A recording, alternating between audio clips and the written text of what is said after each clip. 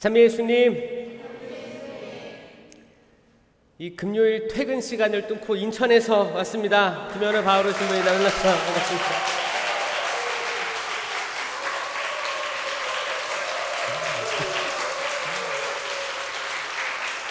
여기 서울 중에서도 요 동네에 사는 사람들은 다 차 타고 다녀요? 그쵸? 지하철 타야겠더라. 와, 진짜 한 7km 오는데 1시간 걸리거든. 7km를 통과하는데 1시간. 와, 그래가지고 기도하면서 왔어요. 아유, 서울 사람들 진짜 속 터질 텐데 속 좀 덜 터지게 해달라고. 지금 뭐 경기도 뭐 어렵다고 그러고 부동산도 그렇고 뭐 날도 뜨겁고 그런데 다들 뭐 예민한 부분들이 있을 거고, 또 자기만 예민하면 다행인데 뭐 가족들이 또 예민하면 그 예민함이 다 전염되죠. 예민함들이 전염돼가지고 나 멀쩡하다가도 예민함 뒤집어 써가지고 사실 이제 진흙탕 속에 들어갈 때가 가끔 있어요. 그러면 이제 약간 회의가 들지. 아, 내가 뭘 위해서 이렇게 살아가느냐 회의가 될 때가 있는데 그쵸. 돼지들은 진흙탕을 좋아해요. 그쵸? 동물, 여러분 말고. 동물, 돼지는 진흙탕을 좋아해서 진흙탕에서 막 이렇게, 거기서도 먹고 자고 다 해요. 근데 이제 깨끗한 동물들은 이제 만약에 돼지가 끌고 들어가면 진흙탕 싸움을 한다고 하잖아요. 이제 비유를 드는 거지. 근데 이게 인간 생활에서도 비슷한 게 있습니다.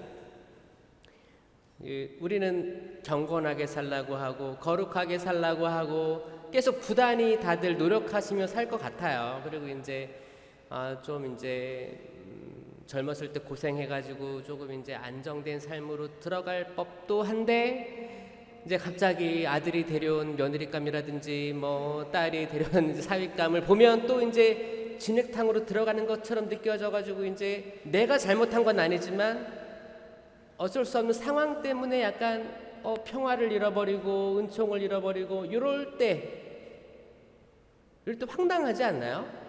또 황당하죠. 그리고 이제 원망하게 되지. 나는 거룩하고 나는 잘 살라고 하는데 너 때문이야. 남편 때문이야. 아내 때문이야. 엄마 때문이야. 아빠 때문이야. 자녀 때문이야.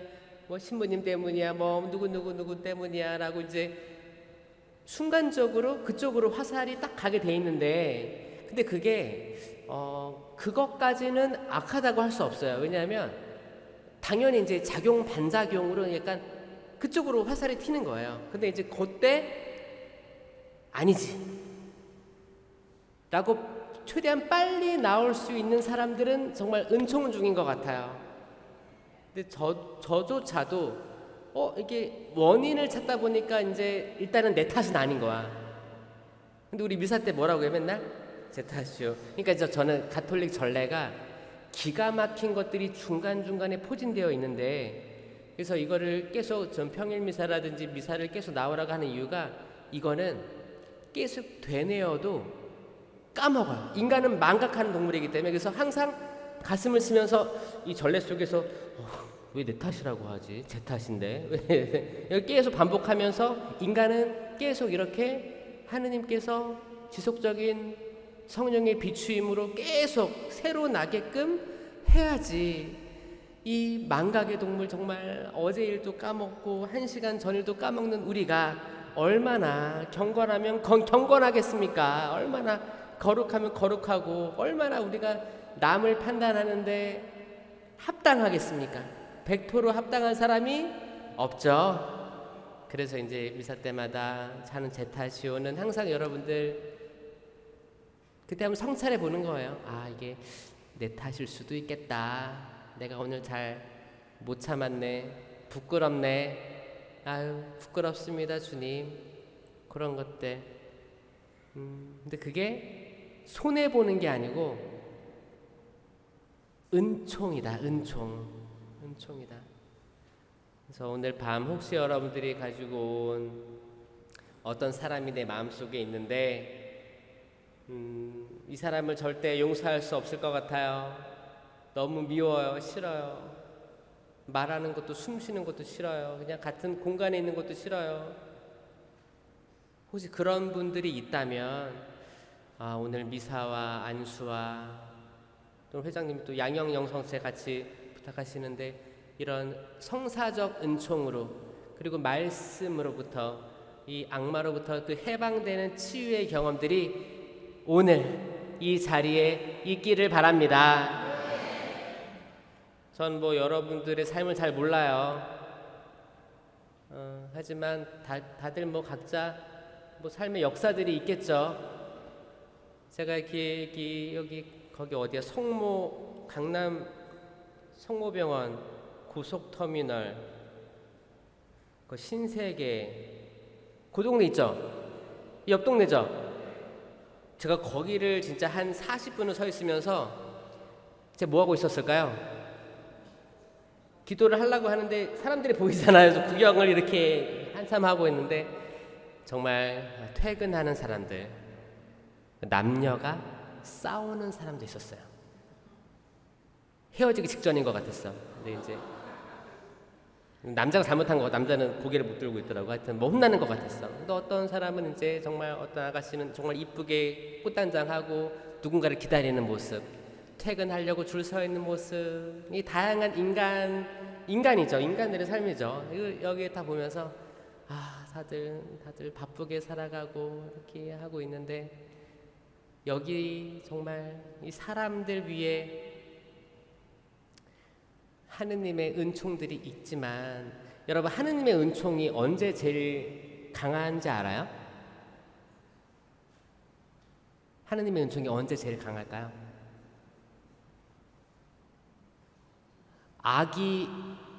악이 활발하게 활동하지 않을 때 하느님의 은총이 강할까요? 악이 활발하게 활동할 때 또 하느님의 은총이 강할까요?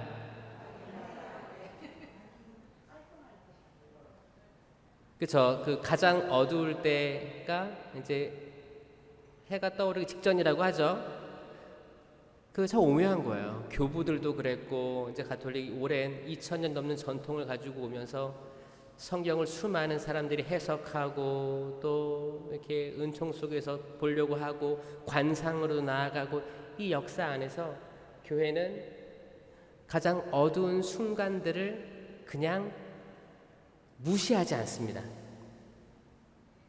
어두운 순간들 있잖아요. 예를 들어서 가톨릭에서 어두운 순간들이 뭘까? 뭐 그렇죠. 욕 많이 먹었던 종교개혁 때 그 뭐 면죄부라고 뭐 대사라고 그 면죄부 그 대사 그 아시죠?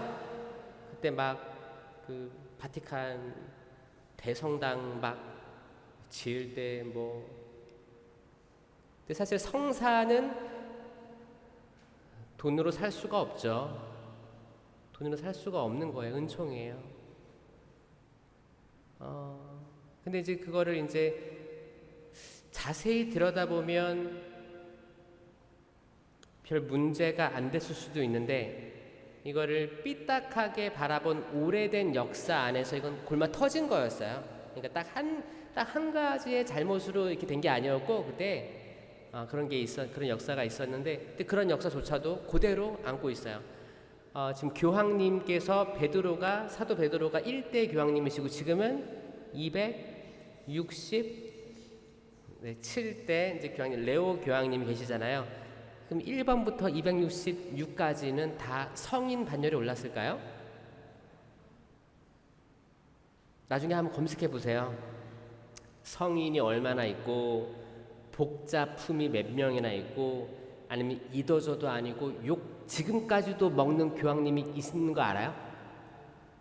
이 교회 역사예요. 그 역사 안에 여러분들은 그 교황님이라고 하면 대단하죠. 정말 대단하잖아요. 근데 이제 이 오랜 역사 안에 여러분 어두운 면도 있고 전성기도 있고 밝은 면도 있고 교회에 새로운 바람을 불러 넣어준 그 시기도 다 있는데 다 역사 안에 다 있어요.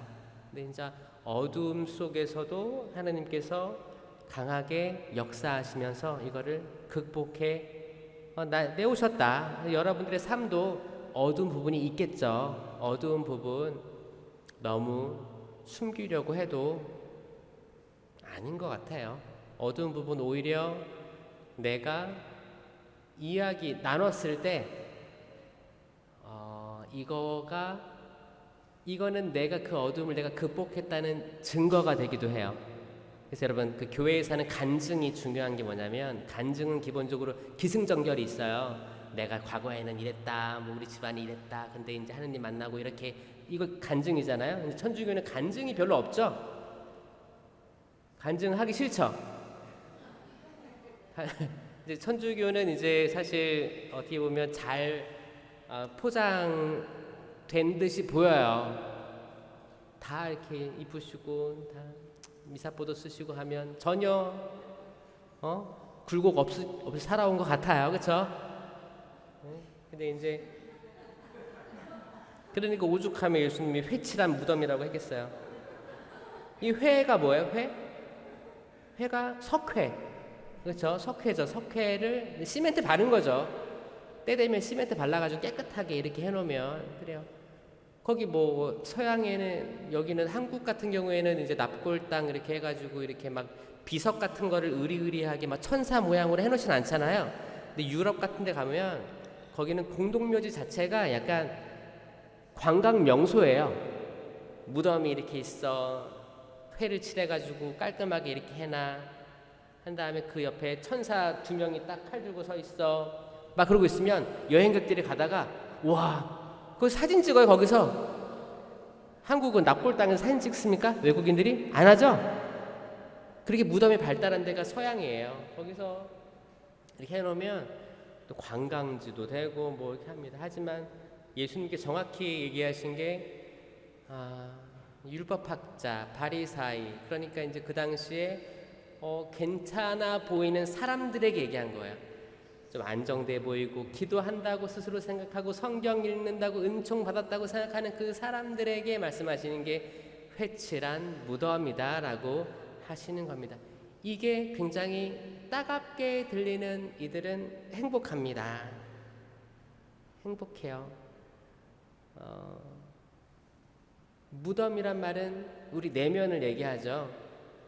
우리 내면을 바라보는 시간이 지금 없을 뿐더러 이 바쁜 세상 속에, 근데 바쁜 세상 속에 또 금요일인데 여기 나온 사람들은 내면을 좀 바라보는 사람들인 것 같기도 해요. 축하합니다. 왜냐면 내면을 안 바라보는 사람은 그런 장소를 안 가는 사람들이에요. 그런 내면을 바라보는 장소에 가길 두려워하는 사람들일 수도 있어요.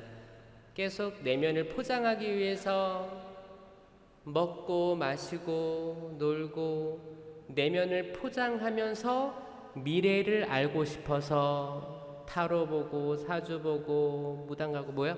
나를 드러내진 않지만 뭔가 듣고 싶은 거예요. 미래에 대한 안정감을 듣고 싶어서 가는 거거든요. 그러니까 이제 드러내지 못하게 하는 모든 세상의 흐름들은 천주교적이지 않습니다.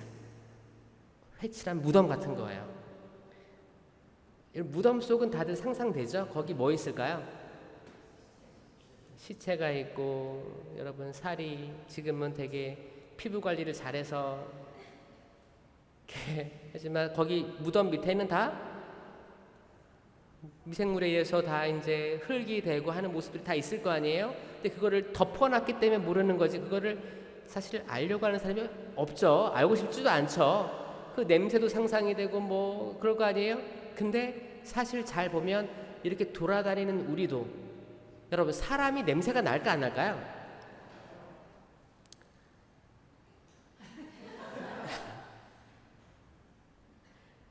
그 수술방에 있는 의사들을 보면 그 개복하고 수술하시잖아요. 이제 외과 의사들 보면 그 개복했을 때 냄새가 날까 안 날까요? 오히려 냄새를 막기 위해서 소독약 냄새가 엄청 날 거예요. 거기는 마스크도 쓰고. 하느님이 창조하신 이 사람이라는 육체가 너무너무 오묘하고 너무 신기한 거죠. 사실 여기 뭐 목구멍하고 밑에 X구멍, 만약에 여기가 열리면 안에 있는 오장육부의 냄새들이 셀 거 아니에요. 근데 이거를 그 작은 근육으로 막아놓는 거예요. 근데 이제 세상을 떠나면 이게 풀리는 거죠. 그래서 이거 하느님이 좀 오묘하게 만드신 건데 이 안에는 사실 그렇게 향기로운 뭐 샤넬 뭐 넘버 5 냄새 안 날 거예요, 여러분. 이 안에는 이 인간이잖아요, 인간이에요. 근데 이제 만약에 여러분들이 코가 예민한 분들이 혹시 있으면 냄새에 예민하다 혹시 있어요? 냄새 예민하다 없어요?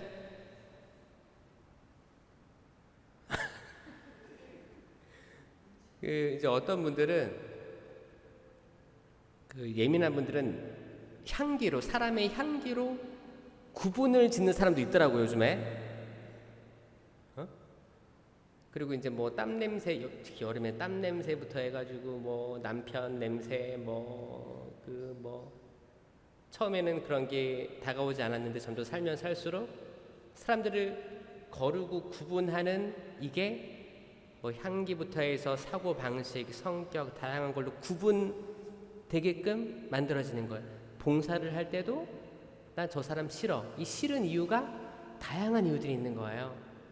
그런 이유들. 만약에 이제 그쪽으로 예민하신 분들은 오히려 더 유혹들이 사실 많겠다라는 생각을 하면서 저는 혹시 그런 사람들이 있으면 얘기하고 싶어요.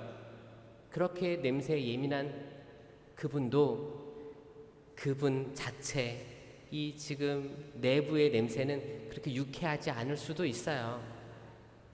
그런 거예요. 그래서 만약에 여러분들 혹시 대화를 하다가 부부 사이라든지 자녀라든지 봉사하는 사람들끼리 대화를 하게 되면 무슨 냄새가 느껴져요? 입냄새죠. 입냄새. 그러니까 선지고 신자들이 대화를 안 하려고 하나? 그 내면을 드러내려고 하지 않는 게 대화하는 거리도 중요하겠지만 혹시 냄새가 난다고 해도 이 냄새를 표현하는 사람이 있죠.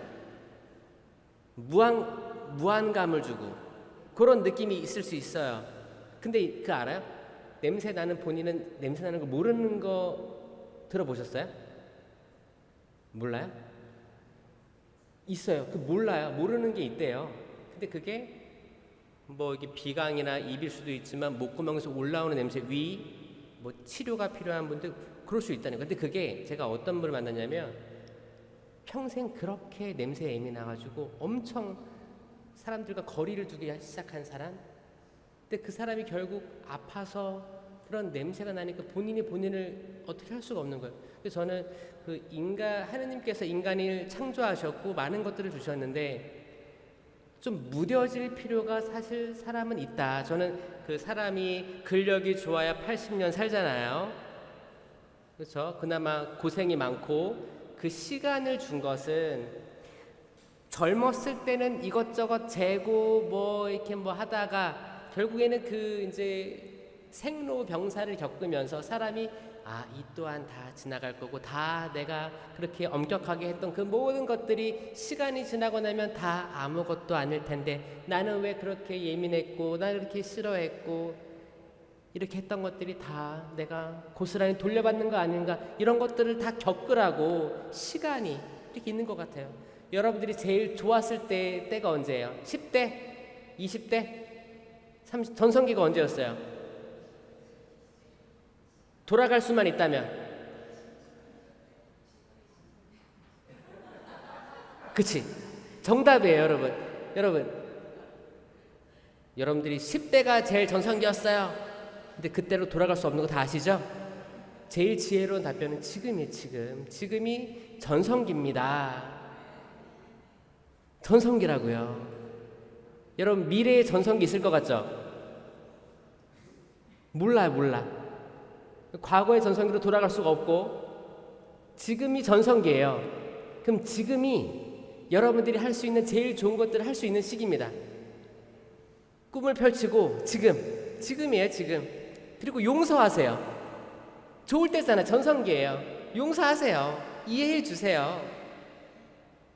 그냥 요즘에 저도 막 화가 올라올 때가 있어요. 저는 원래 화가 많았던 중고등학생 시절을 보냈어요.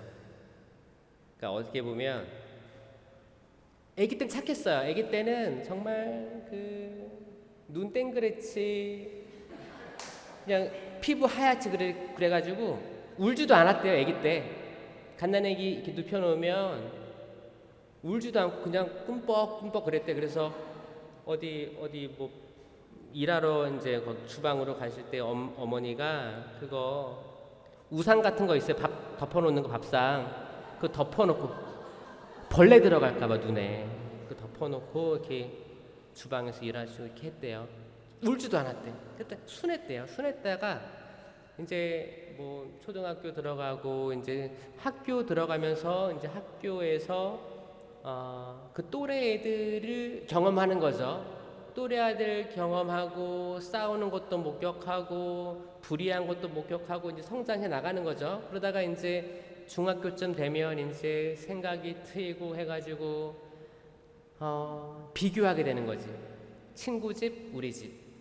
약간 경제적 사정이라든지 부모님의 직업이라든지 이런 거 비교하면서 약간 열등감들이 생기는 거야, 아이들이.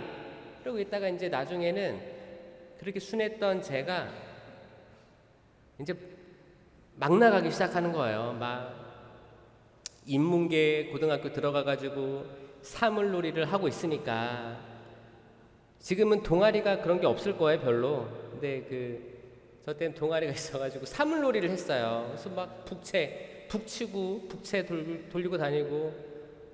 그때는 급식이 없었거든요. 다 급식 없었죠?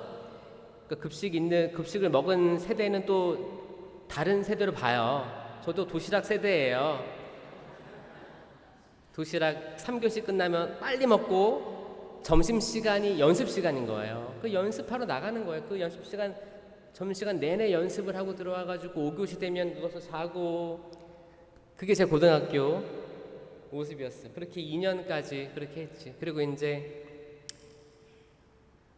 정신 차리고 고3 때 공부했는데 하느님께서 도와주셔가지고 딱 이렇게 또 이렇게 했어요. 근데 기적 같아요. 어떻게 보면 기적이에요. 저 고등학교 3학년 때 1년 공부해가지고 그때만 해도 수능이 200점이 넘게 올랐거든요. 오. 그래서 겨우 들어갔지 신학교에. 그렇게 해서 지난 생활을 돌아보니까 제가 그때를 처음에는 나눌 수가 없었던 건 뭐냐면 제가 그때가 부끄러웠던 모습들이 있던 거였어요. 부끄러운 모습들이 있어서 못 나눴는데 그게 얼굴 표정으로 드러나더라고요. 그러니까 어두운 것들을 감추려고 하니까 인상 쓰게 되고 무표정이 되고 그리고 이제 더 과격한 거 막 북채를 돌리면서 다닌다든지 나 건들지 마라 나 지금 싸울 준비 돼 있다 이런 식으로 약간 포장하는 거지. 약간 고슴도치가 가시들을 쭈뼛쭈뼛 하면서 나 다가오지 마 이렇게 하는 그런 액션들이 결국에는 이게 내 문제구나를 알게 되는 게 이 사람이 살아가면서 그런 거예요. 그래서 여러분들 혹시나 누가 너무 싫어 누가 너무 싫더라 그러면 그거는 힌트예요. 힌트. 하느님이 그 사람을 통해서 여러분에게 뭔가를 주려고 하는데 그 수수께끼를 풀어야 되는 거예요. 근데 그 수수께끼의 대부분의 답은 뭐냐? 누가 너무 싫어. 그럼 그 사람 안에 내가 싫어하는 뭔가 있죠? 그게 나한테 있기 때문이더라. 그러니까 뭐예요?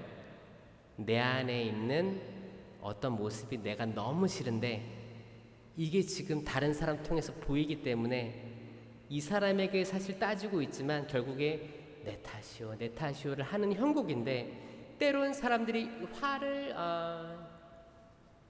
모든 사람 똑같아요. 아무리 수행을 많이 한 사람이라도 어떤 때에 확 무너짐을 느끼는 거예요. 잘 참아왔는데 와르르 무너져 내리는 거예요. 그 성경에서 스톤, 이제 락이라고 하죠. 이 돌에 대해서 양면적인 부분들을 얘기하는데 대부분 비유들이 그래요. 양면성이 있어요. 양면성. 이 돌에 대해서 얘기해 보면 예수님께서 비유를 설명하죠. 그 포도원 소자군의 비유에서 이제 소자긴을 맡기고 이제 떠나간 거예요. 포도밭을 맡기고. 근데 이제 뭐 종들을 보내니까 다 때려 죽이고 막 쫓아냈다. 그리고 내 아들이야 알아봐 주겠지 하고 이제 아들을 보냈는데 저자가 상속자자. 저자를 죽여버리고 이거를 우리가 갖자. 이 비유를 알려주면서 마지막에 뭐라고 하시냐면 이게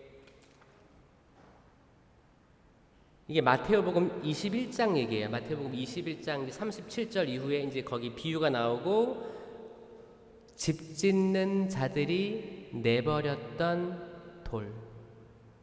근데 그 돌이 모퉁이의 머릿돌이 되었다네.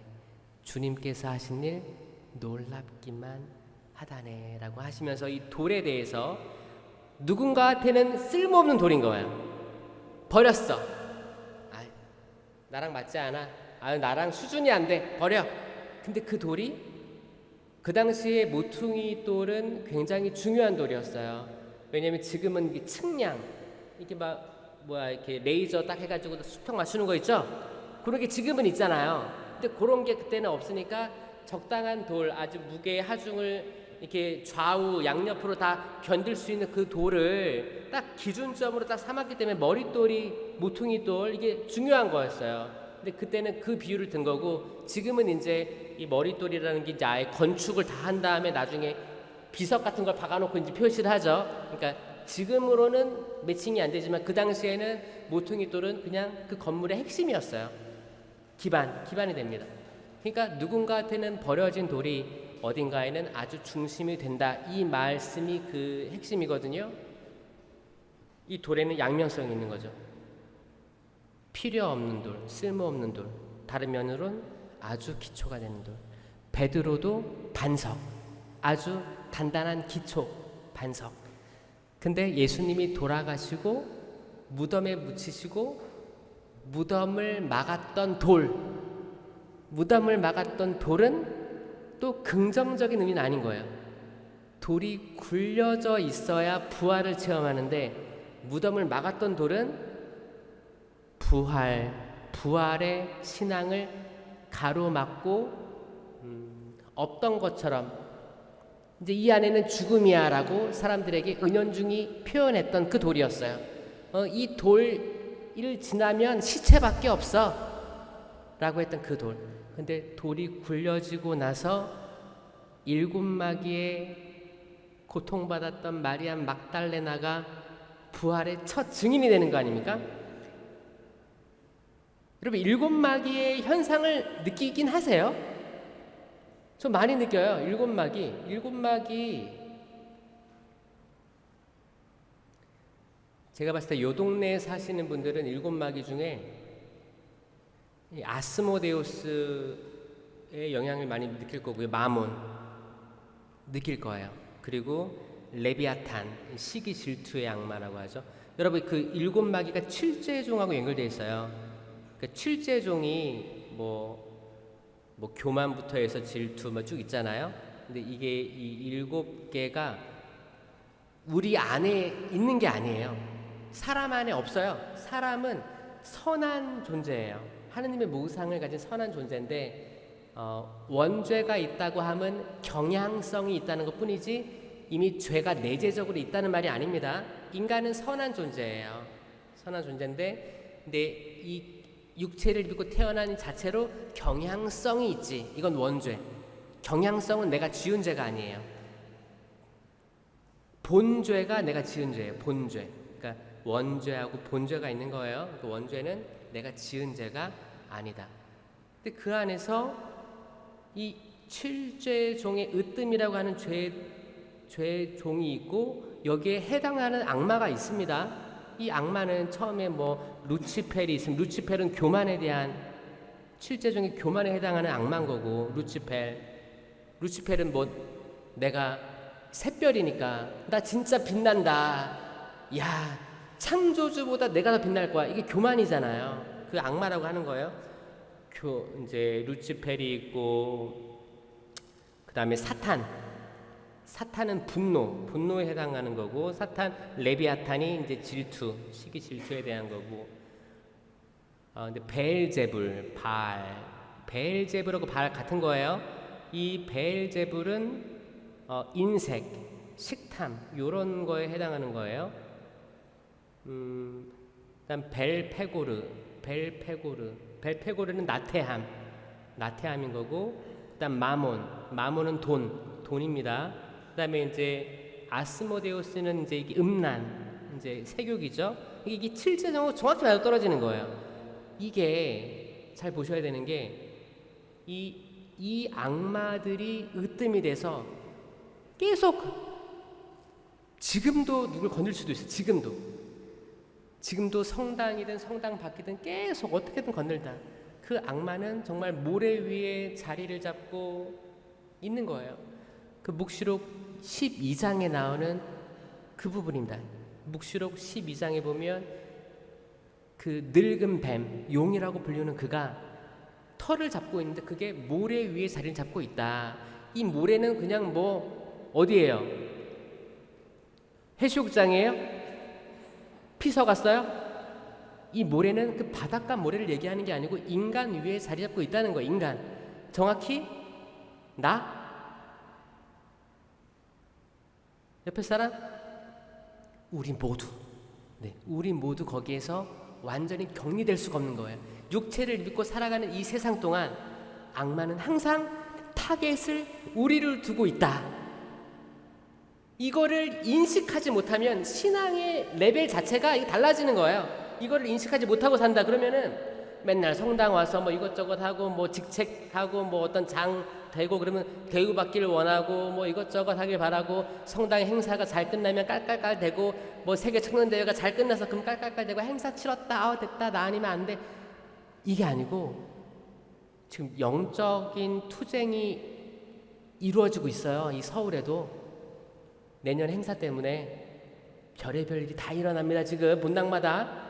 지금 이게 그러면 이게 은총일까요? 저줄까요? 네, 문제가 있으면 은총이라고요. 문제가 있으면 은총이라고요. 여러분 집안에 문제가 있잖아요. 은총이라고요. 축하해요, 진짜요. 여러분 혹시 문제가 있습니까? 축하한다고요. 진짜 진심으로. 왜? 그게 동틀역이라고요. 근데 이거를 받아들인 사람에겐 동틀역인데, 받아들이지 못한, 인식 자체를 못하는 사람에겐 계속 그 시간이, 그 하루가 천년도 지나간 어제와 같은 하느님일 텐데, 그렇죠?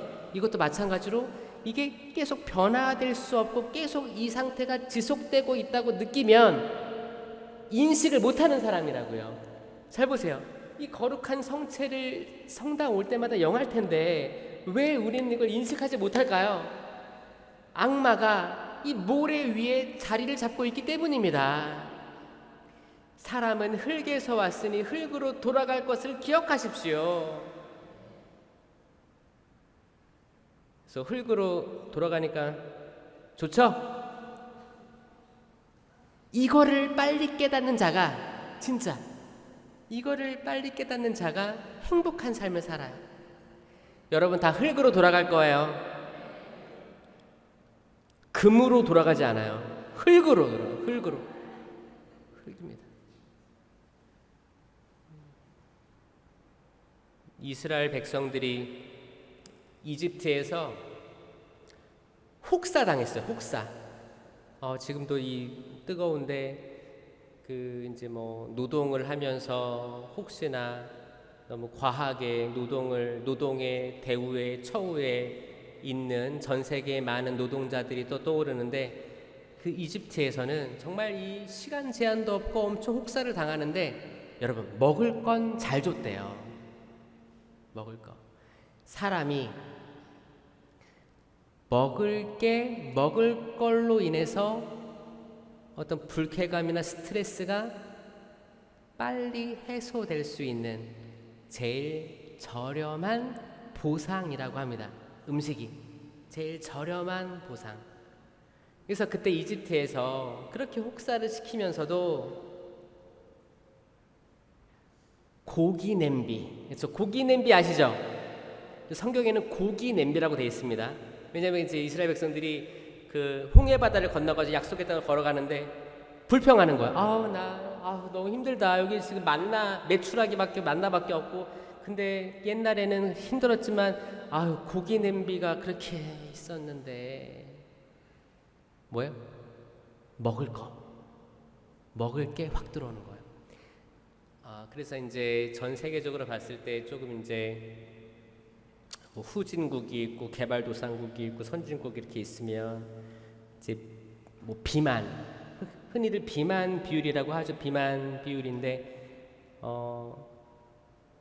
발전한 나라들 그리고 이제 환경이 이제 조금 고급스럽고 그런 데들은 비만율이 오히려 떨어진다고 하죠.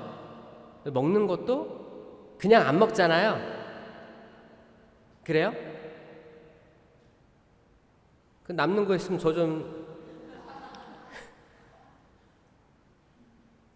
오히려 이제 조금 이제 음식 영양 상태부터 해가지고 골고루 돼 있지 않은 것들을 계속 섭취하고 이런 것들 그게 이제 스트레스 지수를 떨어뜨리긴 하나 몸에는 굉장한 부담을 주고 있는 거죠. 이스라엘 백성들은 먹는 것 가장 기본적인 욕구에 함몰돼 있었어요. 가장 기본적인 욕구가 뭐예요? 그 메슬로우의 그거 단계 보면 생리적 욕구, 그렇죠? 생리적 욕구에 보면 무슨 욕구죠? 식욕, 성욕, 수면욕 그런 거죠. 그런 거 기본적인 욕구죠. 사람이 살아가면서 기본적인 욕구인데 여러분 여기에 대해서 이 욕구에 대해서 악마의 개입을 항상 떠올려야 돼요. 사람이 기본적으로 가지고 있지만 악마가 특별히 건든다. 그리고 이제 이게 지역에 따라서 사람들 생활 반경에 따라서 환경에 따라서 건든다. 그래서 여러분들 여기는 요 동네는 뭘 건든다고요? 아스모데우스 뭐예요? 토비끼에 나오는 거죠? 토비끼에 이제 그 사라에게 빙의된 아스모데우스가 남편을 죽이는 거예요. 첫날 밤에. 토비끼 읽어봤어요? 토비끼 재밌어요. 여러분 성경 읽으셔야 돼요, 진짜. 여러분 성경 읽었어요? 다행이에요, 정말. 저는 그 성경 진짜 자주 읽으시면 좋겠어요. 그 쇼츠 영상 긴 거 짧은 거 보실 때도 많이 보시겠지만 성경 관련된 것도 많이 보셨으면 좋겠어요. 그 드라마 같은 것도 좀 제한하시고, 왜냐하면 그런 깊은 것들을 아예 생각조차 못하게 만들고 있다, 이 미디어가. 그리고 이제 AI 발달했지, 영상 발달했지 하니까 너무 볼 게 많아가지고 내면적으로 깊게 들어가는 거, 묵상할 만한 거, 관상할 만한 거를 봉쇄한다. 그리고 이 와중에서도 묵주기도를 하는 사람들, 묵주기도 할 때 딴 생각을 그렇게 시킨더라. 그 기도 15분, 20분도 제대로 할 수 없게끔 계속 뭔가를 주는 거예요. 어떤 이제 남자분인데 면담을 했는데 성산하는 면담이었는데 요즘에는 또 어떤 게 있냐면 묵주기도를 5단 20분 하려고 해도 이 20분 안에 여러분 할 때 어떻게 해요? 묵주기도 하다가 1단 뭐 부활하신 묵상합시다 하고 이제 그 묵상을 하면서 성고성 10개를 바쳐야 될 거 아니에요? 근데 계속 핸드폰을 보고 싶더래. 계속 핸드폰이 중간중간 계속. 그리고 계속 주식을 확인해야 돼, 자기가. 묵주기도 하면서. 근데 이게 의도한 게 아니고 오른손은 묵주를 하나하나 돌리면서 왼손은 계속 보고. 근데 이게 안 될 것 같죠? 근데 이게 된다는 거예요. 자, 마몬입니다. 마몬. 이 물질과 관련된 모든 것들은 마몬인데 지금 그런 현상이 있어요. 최대한 이해를 해보면 팬데믹으로 움츠러들었던 모든 것들이 이제 열리면서 옛날에는 이제 다 뭐 취미생활 다 끊어내고 이제 가족주의로 막 하다가 지금은 막 여기저기 나가니까 그리고 이제 돈도 한번 굴려보고 싶고 뭐도 해보고 싶고 그런 모든 욕구들이 치솟고 있는 여기서 악마의 활동에 대해서 인식하지 못하는 자들과 인식하는 자들로 구분되기 시작합니다. 그때는 퀴즈를 할 거예요. 퀴즈. 알곡과 쭉정이가 나오는데 알곡은 정말 앞으로 뿌리를 내려서 싹을 틔어서 또 다른 열매를 맺을 수 있는 게 알곡이거든요. 쭉정이는 그냥 바람에 날아가 버리는 거예요. 그래서 여러분들 일단 알곡 모으기를 열심히 하셔야 돼요. 여러분이 일단 알곡이 돼야 돼요. 여러분 알곡이 되셔야 됩니다.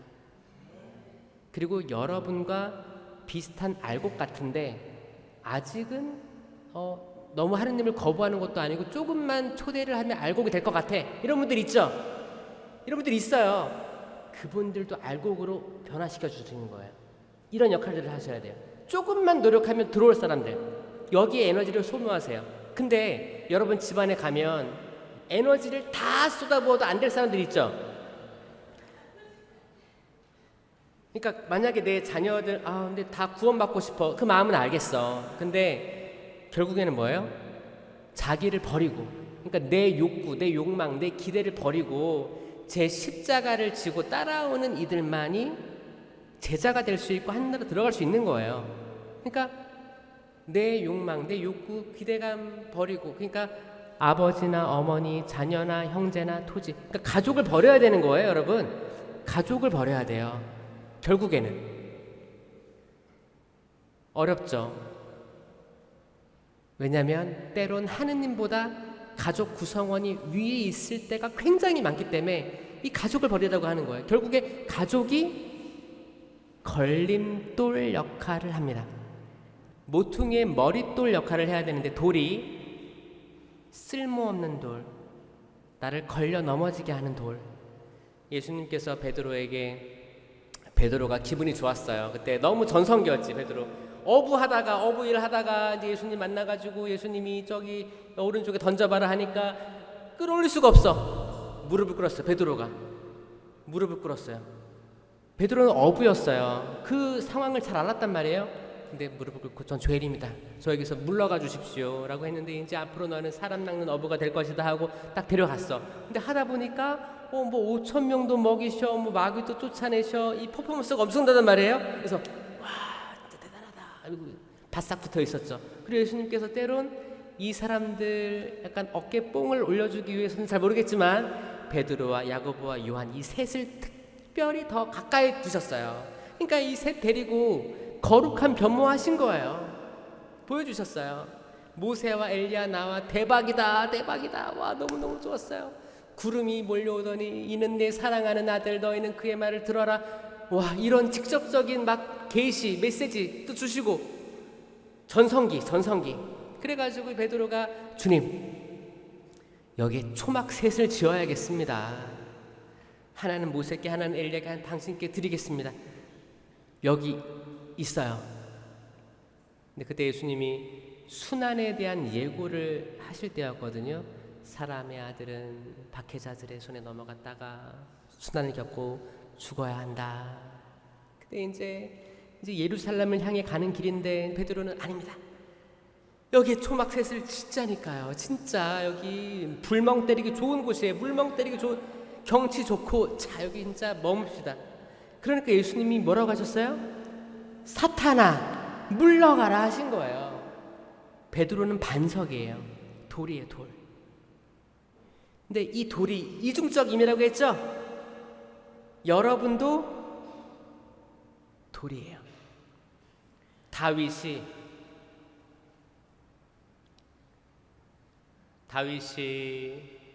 그 블레셋 이제 필리스티아라고 번역하죠. 지금은 블레셋 장군으로 옛날에 그렇게 했는데 필리스티아인 장군입니다. 거인이에요. 거기에 이제 대면하러 갔어요. 그때는 이제 사울 왕이 있었고 사울 왕은 정말 대단한 사람이었는데 불구하고 겁에 질렸었어요.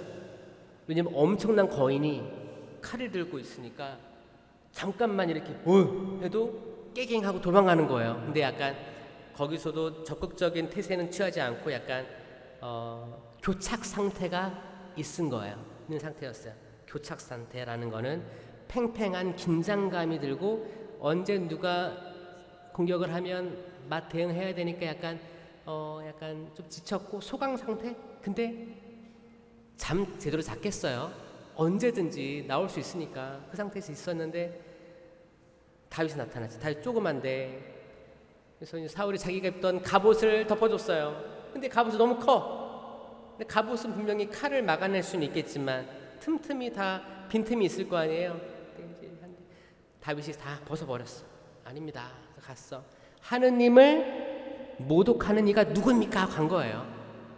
당차지 않아요? 와, 여러분 하느님을 모독하는 이들과 싸워야 돼요. 하느님을 모독하는 이랑 싸우는 거예요. 여러분 싸움의 대상을 바꾸시기 바래요.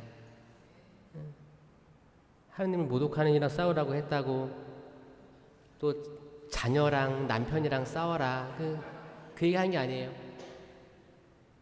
악마랑 싸우는 악마랑 싸워야 되는 거예요. 사람이랑 싸울 수가 있죠. 화낼 때 있죠. 화낼 때라고 해도 여러분 화낸 다음에 여러분이 맺고 있는 열매를 보셔야 그 화가 정당했는지를 확인할 수 있습니다. 어쩔 때는 하느님의 은호라고 합니다. 하느님의 은호. 예수님도 화를 내셨어요. 탁자를 다 뒤엎으셨어요. 채찍을 휘둘렀어요. 누구한테? 일반 백성한테? 환정상들. 그리고 환정상들하고 엮여져 있던 율법학자 바리사이들, 그 당시 기득권들, 어떤 수수료를 챙겨 먹었던 거기에 있던 모든 불의들이 만연돼 있던 거기를 하느님 예수님의 은호예요. 은호.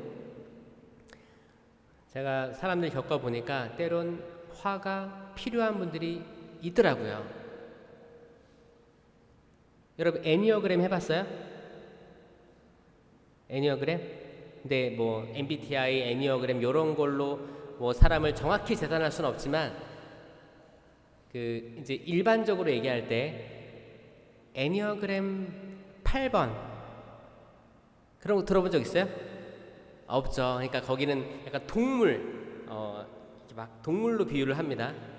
어떤 사람은 뭐 작은 토끼 같은 사람이고 어떤 사람은 호랑이 같은 사람, 이런 걸로 약간 얘기를 해요. 그래서 이제 딱 들었을 때 뭐예요? 호랑이는 약간 무섭잖아요. 으르렁거리고. 토끼는 어때요? 아주 순하잖아요. 그쵸? 이게 사람에 비유한 거예요. 그래서 이제 성격 유형을 할 때 어떤 사람과 어떤 사람이 만나서 같은 일을 할 때 이런 사람은 어떻게 대해야 되고, 그래서 특별히 이제 호랑이는 화를 가라앉혀야 성공한다 그래요. 왜냐면 호랑이 만났을 때는 화를 내도 상관없는데 어차피 피 터지게 싸우다가 둘 다 이제 가는 거예요. 근데 만약에 내 배우자가 토끼야, 근데 나 호랑이야, 그러면 내가 하품만 해도 토끼는 놀랄 거 아니에요. 그러니까 이제 아주 아주 온화해져야 되고 토끼는 오히려 조금 당당해질 필요가 있는 거지. 약간 이렇게 설명하거든요. 근데 옛날에 저 잘 기억이 안 나. 하여튼 그런 게 있는데, 여러분 성격 유형에서 교만에 아주 쩌든 사람이 있거나 아나무인인 사람한테는 은호가 필요하더라고요. 은호가 필요한 거예요. 뭐야? 웨이크업 콜이 필요한 거예요. 그거는 내가 스스로 겸손해지지 않으면 하느님께서 어떤 사람 시켜서 겸손해지게 만듭니다. 진짜 신기하게 그 사람이 스스로 깨닫고 막 하지 않으면 겸손해짐을 당하는 케이스들을 많이 봤어요. 그래서 혹시 여러분들 여러분 중에 좀 센 사람 있죠? 센 사람들 겸손해지셔야 돼. 진짜 진심이에요. 겸손해지세요. 그럼 더 센 사람이 나와서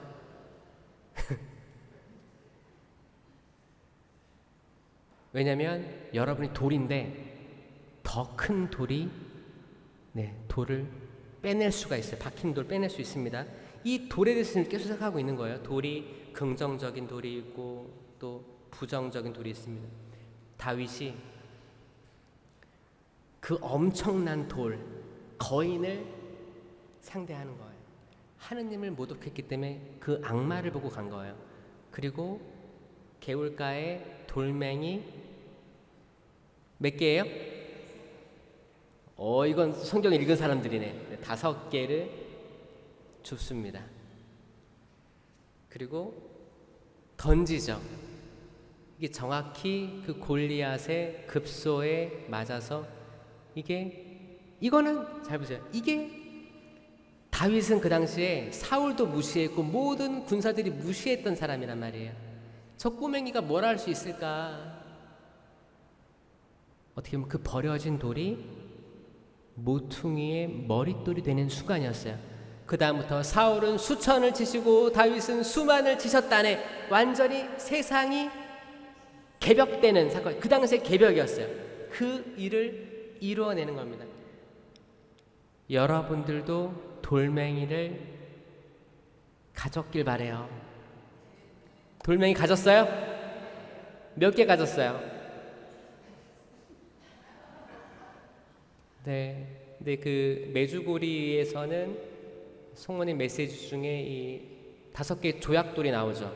5개 조약돌이 뭐였지? 기도, 영성체, 고해성사, 자선, 금식 이렇게 했어요. 그렇게 해서 이 5개 다시 기도, 영성체, 고해성사, 자선, 단식. 그래서 이 5개의 돌멩이다. 이걸로 악을 이길 수 있다라고 이제 성모님 메시지였죠. 근데 그 성모 메주고리는 아직 바티칸 교황청에서 완전히 받아들여지지 않습니다. 근데 순례는 허용했어요. 왜? 거기서 이루어지고 있는 게 열매가 좋은 게 많아서 순례는 허용됐어요. 근데 뭐 파티마나 루르드처럼 메시지들을 다 이렇게 수용하진 않습니다. 근데 열매가 좋으니까 계속 더 지켜보고 있는 거예요. 그만큼 가톨릭은 베드로라는 반석 위에 세워진 교회고 때론 더디더라도 때론 더뎌가면서 때론 잘못도 합니다. 베드로가 물 위를 걷다가 추락한 것처럼 빠진 것처럼 때론 교회가 어두움의 길로 가기도 해요. 여러분 본당 신부님들이 수녀님들이 잘 가다가 때론 넘어지는 경우들이 가끔 있어요. 전 세계적으로. 이것도 어둡죠? 근데 그래도 시간이 지나면 회복이 돼요. 어떻게든 회복이 됩니다. 더 넓은 역사로 극복이 됩니다. 그래서 근시안적으로 실망하셨거나 좀 괴로움에 있으신 분들은 하느님의 그 넓은 역사, 1000년도 지나간 어제와 같다는 그 하느님의 그 시선을 한번 지혜의 눈으로 볼 필요가 있어요. 그러면 여러분들 좀 다른 희망이 저는 보일 거라고 확신합니다. 여러분들이 먼저 살아야 돼요. 여러분들 살고 그리고 주변에 알곡이 될 만한 가능성이 많은 이들을 끌어오는데 에너지를 쓰시고 전혀 가능성이 없어 보이는 이들에게 많은 에너지를 다 낭비하다가 여러분마저 쭉정이가 되는 상황들이 있어요. 그건 내 욕심일 수도 있는 거예요. 내 욕심일 수도 있어요. 주님께 맡기고 다른 사람에게. 그러니까 여러분 고을로 가서 둘씩 가면서 이 집에 평화를 빕니다. 인사하여라. 평화를 받을 만한 이가 있으면 그 평화가 머물 것이고 그렇지 않으면 너에게 돌아올 것이다 하잖아요. 그리고 신의 먼지를 털어버려라 하잖아요. 이거는 털어버리는 거예요. 뭐예요? 포기하는 거예요. 누굴 포기하는 거예요? 그 사람을? 아니요. 나를 포기하는 거예요. 내가 여기 좀 집착이 있었구나. 그래. 여기까지다. 그러면 다음 사람이 가서 좋은 영향을 미칠 수도 있어요. 근데 내가 여기에 계속 기웃대고 있기 때문에 이제 다른 사람이 올 가능성이 없어질 수도 있는 거예요. 여러분들 지금까지 열심히 했다면 때론 털어버리는 것도 필요합니다. 그러니까 혹시나 여러분 자녀나 가족에게 너무 많은 영적 에너지를 소모하고 있다면 그 기대를, 그 욕망을 좀 떨어뜨리시면 좋을 것 같아요. 할 수 있겠어요? 제가 봤을 때 요 동네 사는 사람들의 유혹이 자녀, 아들, 딸 잘 키워서 수준에 맞는 사람하고 혼인시키고 싶죠. 그것도 버려야 돼요. 그게 기대거든. 기대입니다. 기대고 욕망인 거예요. 욕망이에요. 그러니까 그거를 떼어내면 진짜 여러분 마음의 부자, 행복한 사람이 될 텐데, 여러분 다들 젊을 때 열심히 하셨잖아요.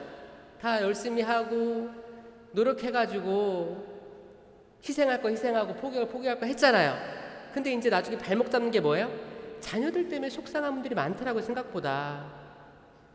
그래서 이게 정말 시골이든 도심이든 다 이게 다 있구나 생각하면서 도대체 뭘까? 어디까지 우리가 배워야, 어디까지 성장해야, 어디서 살아야 행복을, 또 안정감을 느끼면서 여유 있는 삶을 살까를 생각하게 되는 거예요.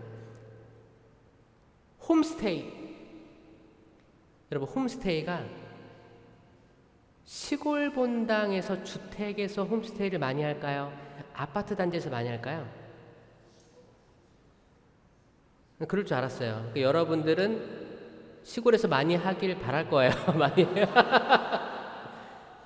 여러분, 시골 사람들은 뭐라고 하는지 알아요? 우리 집이 아파트면 내줄 텐데 시골이라 누추해서. 여러분, 이게 서로 보는 게 틀린 거예요. 그러니까 뭐예요? 어디에 살고 있다 해도 여유롭지가 않은 거예요. 그 어느 공간에 산다 하더라도, 이 지구상에 어디에 내가 산다 하더라도 여유가 다 없는 거예요. 너무 놀랐어요. 그렇지 않아요?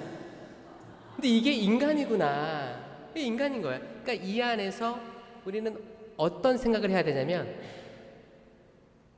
잠깐 우리가 가던 길을 멈추고 상상해 보는 거지. 미래에 나는 어느 정도 지역에 몇 평에 공원이 있고, 뭐 지근거리에 뭐가 여기 있고, 도대체 어느 쪽에 있으면 정말 여유로워지고 남에 대한 배려심이 커져가지고 진짜 기부도 많이 하고 남을 다 아끼면서 이렇게 하하하호호 웃으며 살아갈 수 있을까를 한번 상상해 보자. 그리고 과연 그 자리에 올라갔을 때 나는 그럴 수 있을까? 인간은 그럴 수 있을까? 아니면은 계속 뭔가에 홀린 듯이 계속 마몬이라는 악마에 홀려가지고 계속 살아가는데, 몸 다 거덜나고 건강 거덜나고 다 거덜나는데 내 내적 상태도 다 메말라지고, 오히려 자식에 대한 억압이나 압박이나 나의 의지를 투영해가지고 모든 사람들이 정말 폭락하듯이 어떻게 감정적인 쓰레기를 계속 자녀에게 쏟아붓진 않는가? 왜? 내 성에 안 차서. 이거는 여러분들이 악해서 그런 게 아니고 뭐예요?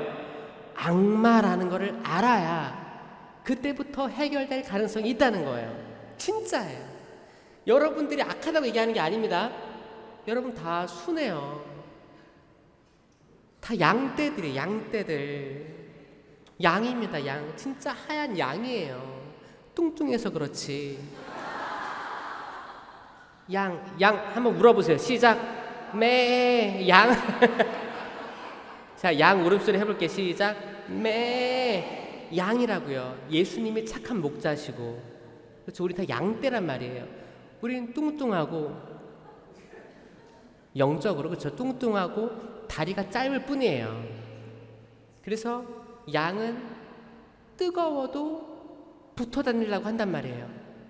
사회성이 있어요. 그러니까 그룹으로 할 때 안정감을 느끼기 때문에 매매 하면서 붙어 다녀요. 겨울에는 좋아요. 근데 여름에는 너무 뜨거우니까 새끼 같은 경우는 질식사도 당합니다. 왜냐면 다 뚱뚱하잖아. 뚱뚱해 찡겨가지고 막 죽는 거예요. 그러다가 또 다리를 헛디뎌가지고 뒤집어진단 말이에요. 뒤집어지면 뭐 사슴이나 기린은 뒷다리가 길어요. 그래가지고 딱 받쳐가지고 일어난단 말이에요. 근데 양은 다리가 4개가 다 짧아요. 버틸 다리가 없어요. 그러니까 못 일어나는 거예요. 그러니까 여러분들이 양이라니까요. 착한 목자가 뒤집어 줘야지만 일어날 수 있는 양이라는 거를. 그 양끼리 싸우지 말라니까요. 결국에 다 양인데, 우리 다 양이에요. 근데 그분 따라가야 되고 그분의 도움이 필요하고, 이거를 인식했을 때, 아, 그래, 우리들이 싸워야 될 대상은 눈에 보이는 사람이 아니고 가족이 아니고 눈에 보이지 않는 악마인데, 이 7제의 종을 인식하고 7마귀를 인식하고 했을 때 비로소 이 인생 역전을 당한 마리아 막달레나처럼 이 7마귀에 사로잡혀 있었는데 해방돼서 나중에는 부활의 첫 증인이 되었다. 베드로도 아니고 요한도 아니었습니다. 부활의 첫 증인이 7마귀가 사로잡았다가 해방된 마리아 막달레나가 부활의 첫 증인이 됐단 말이에요. 아멘. 그러니까 여러분, 가장 어두울 때가 가장 빛나기 전입니다. 맞죠? 그러니까 여러분의 어두운 면들을 계속 어두워라고 하기보다, 그래, 나 이거 이 말씀 나 들었어. 마리아 막달레나도 그 최악의 상황에서도 주님 만나 해방되고 결국에 주님의 부활을 전하는 사도가 되었어. 이 종이 한 장, 이 차이의 믿음이 여러분들의 삶을 바꿔줄 거예요. 아멘. 이거 하나 약속합시다. 여러분, 돈 아무것도 아니에요. 진짜예요. 돈으로 할 수 있는 게 제일 싼 거라고 했어요. 돈으로 해결할 수 있는 게 제일 싼 거라고 했어요. 그러니까 돈으로 해결할 수 있으면 해결하세요. 돈 많은 사람 손 들어보세요. 근데 이거는 뭐 동서고금 막론 그런 거예요. 돈으로 해결할 수 있으면 가장 저렴하게 막는 거라고 했으니까, 돈 때문에 관계 틀어지지 않길 바랍니다. 그 관계라는 건 그 영적 관계, 내가 어떤 사람 만나면 기가 쭉 빨리는 사람들이 있어요. 내가 어떤 사람 만나면 기가 쫙 얻는 사람도 있어요. 알아요? 이거 있죠? 그럼 누굴 만나러 다녀야겠어요? 기 주는 사람? 그럼 그 사람 맨날 뺏기잖아요, 기를.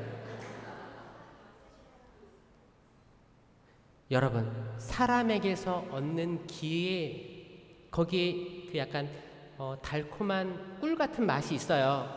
그거 원하지 말고요, 하느님께로부터 그거 받아야 돼요. 근데 인간은 사실 인간끼리 이게 있어요. 나 쟤 만나면 좀 기를 얻는 것 같아. 그래서 계속 따라다니거든요. 여러분, 그거 여러분만 아니고 다른 사람도 그 사람을 원하는 거예요. 그럼 그 사람 나중에 너덜너덜해지는 거 봐요. 저 많이 봐요. 그리고 여러분, 싫어하는 사람은 다 싫어할걸요? 다 사람 마음이 같은 거예요. 그렇죠? 여러분, 하느님께로부터 기를 얻어서 성사로부터, 그렇죠? 이 성당에서 듣는 말씀이라든지 영적인 걸로 양분을 얻어가지고 다 골고루 나눠주셔야 돼요. 골고루. 이걸 얻어가지고 전혀 말을 듣지 않는, 냉담을 30년 한 내 아들에게만 계속 주려고 하다 보면 이거를 받지 못하는 주변 사람들이 너무 많아지는 거예요. 그러니까 여러분, 가족을 하느님보다 위에 두려고 하지 마라. 자기를 버리고 십자가를 지고 따르는 거는, 십자가는 가족이 아닙니다. 때로 어떤 사람들은 시부님, 십자가는 가족이 아닌가요? 가족을 지고 따르라는 말 아닌가요? 아니에요. 아버지나 어머니나 자녀나 토지나 형제, 이걸 버렸을 때 가능하다고 했지, 너네 자녀는 우선이니까 살리고, 그게 아니고 다 버려야지, 결국에는 버려야지 그 길에 이를 수가 있습니다. 버리라고 해서 집에 가서 의절하지 말고요, 들을 기가 있으면 내 마음의 우선순위를 조정하라는 거예요. 우선순위. 버리지 마세요. 이혼하지 마세요. 신부님이 너 버리래. 하면서 여러분 마음속에 하느님의 은총이 충만하시길 바라겠고, 오늘 양형 성체와 안수를 통해서 치유가 있기를 바라겠습니다. 아멘.